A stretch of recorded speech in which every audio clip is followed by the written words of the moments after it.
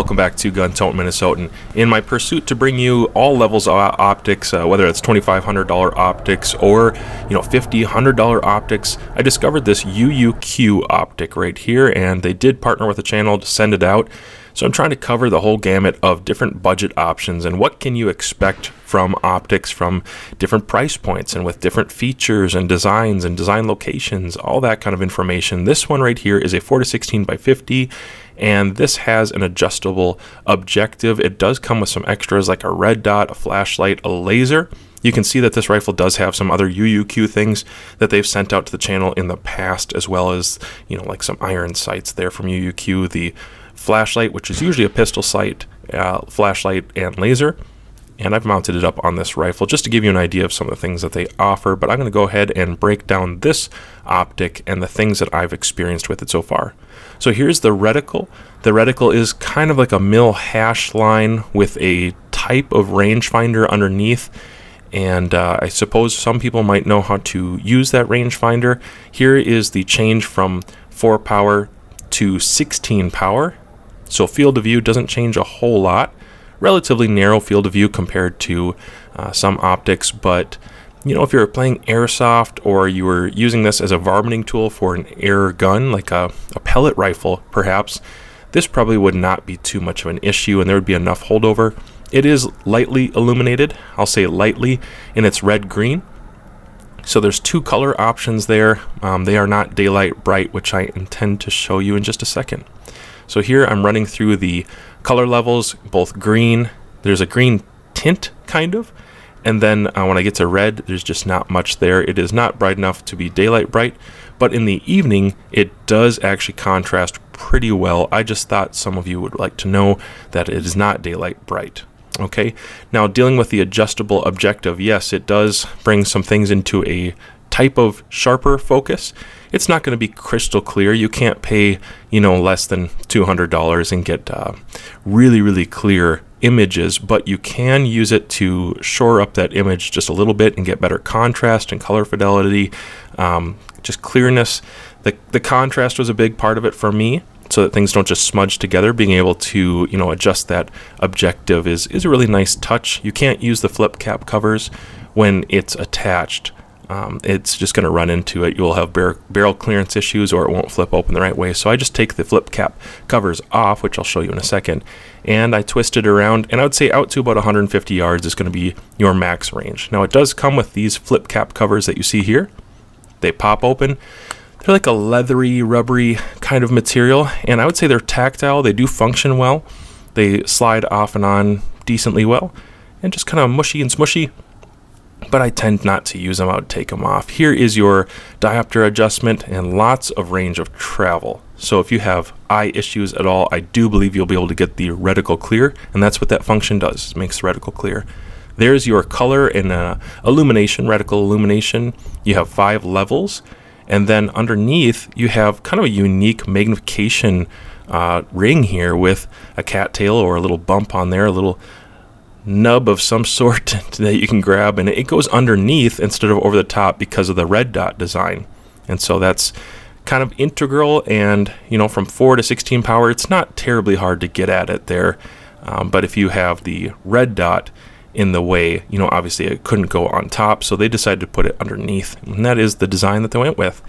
I would say that the texturing is good enough, and the ring itself moves smoothly enough. I didn't find too much issue with that. This does have exposed turrets, as you can see here, and even though there's like a mill hash in the reticle, these are in MOA because you're more than likely not going to be dialing on it. You're going to zero the optic perhaps at whatever distance. I did at 100 yards on this particular day with some real plinking grade ammo. Still was able to get a 5-shot 1-inch group with it, and tracking was easy enough. It was not difficult for me to zero. I think the turrets did the job that they needed to, although I wouldn't need them to be exposed. Here's that adjustable objective. Like I said, if you're shooting on an air gun or an airsoft gun, having 10 yards to infinity is a nice touch. And so especially with varminting or doing something maybe late night, it's got that flashlight that comes with this as well as a laser. If you're going after varmints, definitely some of those closer ranges would be available with the objective to have a clear image. You would just need to deal with probably a a slight amount of still parallax error. It's not going to completely correct all of that, to be honest with you. But I like having things go down to 10 yards, whether it's a adjustable objective like this or a side parallax dial. 10 yards is really a very functional number, and I'm glad to see they went with that. That was cool.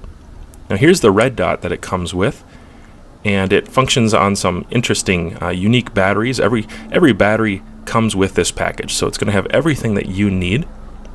And I'm going to try to make this sharp enough that you can see first in front of my hand and then in the daylight. There's a few different reticle options for the red dot, which is kind of neat. Some people like, a little variety with the red dots, and why not? It's really easy to add those on. As you can see, this is just a slider projecting a different shape and design. This is my preference. I really like that one a lot because I can use it for a little bit of holdover. I can do some different things with it, and it still has that nice center dot, which is pretty crisp and very functional. A lot of people prefer the donut to death with the dot in the middle.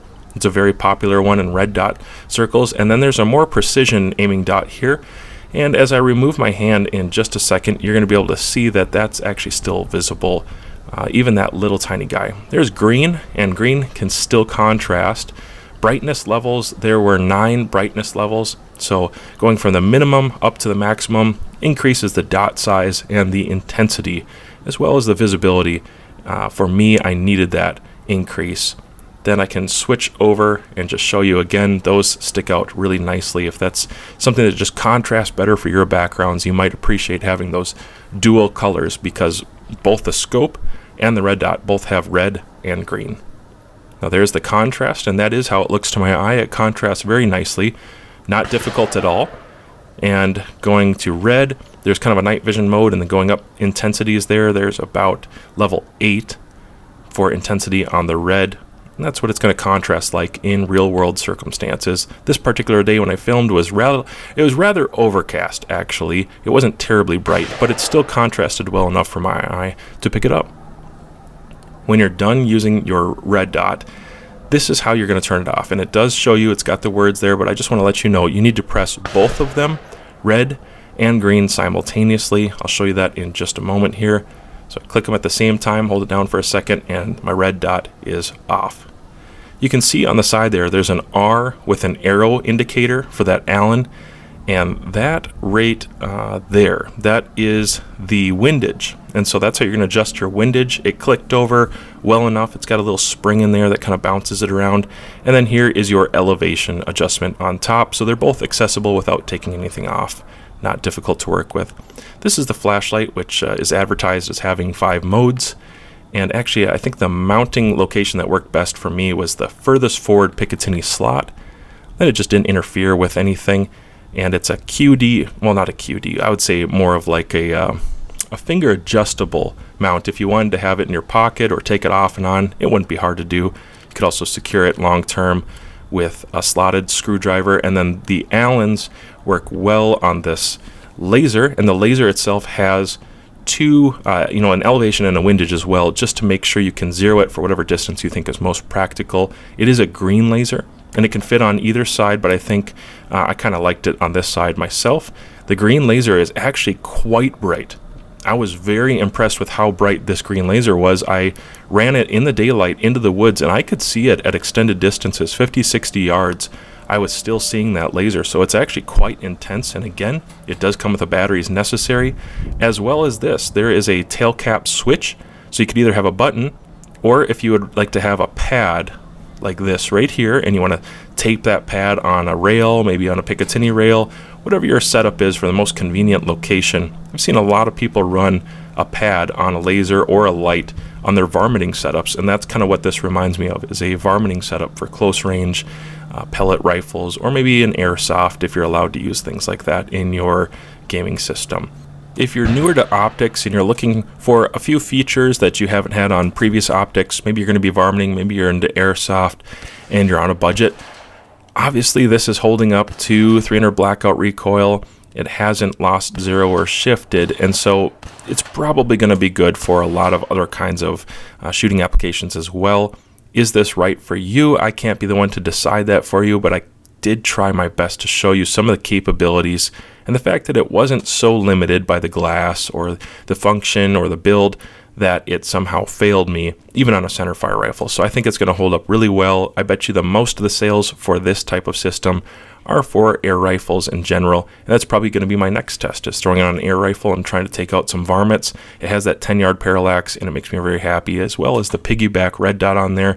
So it's a little bit versatile.